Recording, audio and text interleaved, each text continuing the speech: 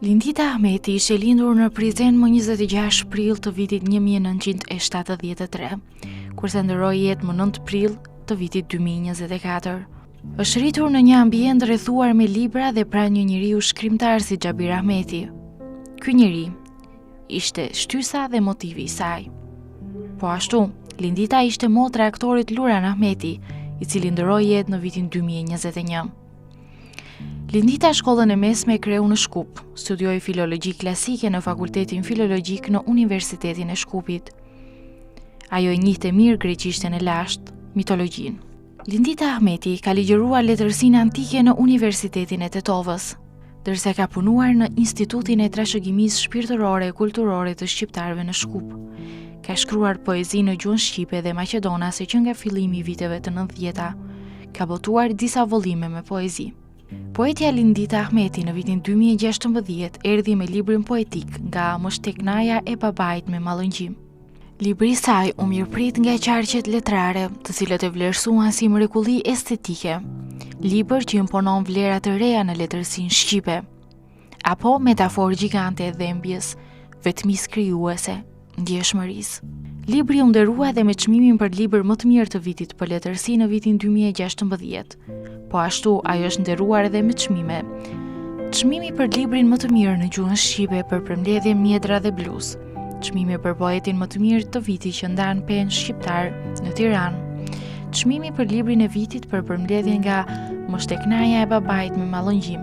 Çmimi i madh shtetëror për vepër jetësore 11 tetori për vitin 2023, si dhe motra e aktorit Luran Ahmeti, i cili ndërroi jetë në vitin 2021.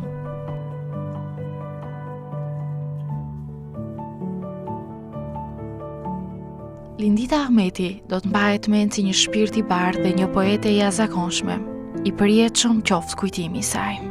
Në boshllëkun e trungut. Me vite një zot e di, sa unë jam në boshllëkun e trungut, si të druri 100 vjeçar, një dru i nxirr nga korba që ri në degët e tij, e rreth të cilit sillen ujqit e uritur. Një dru të cilin kanë haruar ta presin ushtritë e huaja, ka kanë mbredhur në përdheun e shkelur. Një dru në rënjët e të cilit ruhet nga të lehurat thesari i rrimave. Ri unë aty brenda në garoq, me frymën e lodhur dhe me dridhma e stërlagur nga lotët. I dëgjoj krimbat si e brejnë drurin dhe ndjekin vargun më të ndritshëm. Shikoj nga bira që e ka bërë me kam një ushtar, i cili ka dalë prej rreshti dhe ka shkruar ululare cum lupis. Ri shtang aty, e pres në një yll të bjerë, në një zog të ndalet. Ta shon do një bukël, ando një kaprol duke kullothur, do një lule ta ngrej kokën e të shfaqet, në perspektivën e birës së drurit rrethuar me injorim.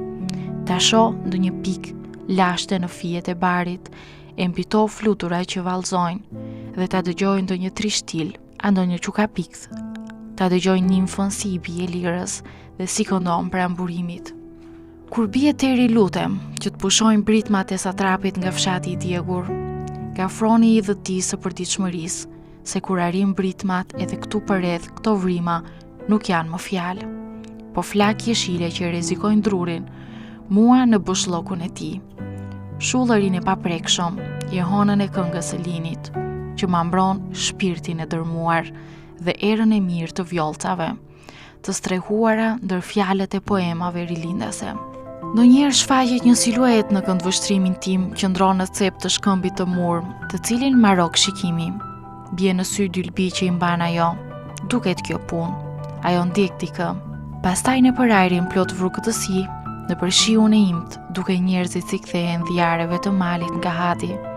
E marshojnë të kurusur drejt atë dheut, vinë me shpresë se do ta ngrenë kullën e katraqyshit, të bardhë e krenare, në bukurinë tonë vetmitare. Ecin ata, po pash një vend se kalojnë dot. Unë hetoj se plagët më shtohen nga kandrat parazite, nga gushtica brenda në trungun e drurit, nga dhembjet e këmbëve që mi ka kafshuar ndonjë zvaranik helmues. Atëherë më vjen të bërtas, më vjen të vrapoj, të shkoj fluturim thishtekut të malit, që zana e stolis gjithmonë, në të dy anët me lule, i ri si lyrika, por larashës cilën rreth drurit. Do të kisha dashur ta jap kushtrimin nga vetmia, ta tregoj për rallën e kuqe, për rallën e frukt, për rallën e mashtrimit me kalin. Po kush do të më nxjerr mua nga ky boshllëk i namatisur? Kush e dëgjon zërin e vetmisë së madhe nga barku i drurit të molisur e të mbetur brenda kufive të mendimit të zi? Këtu ku jam unë edhe erosi të haron, jo më dikush tjetër.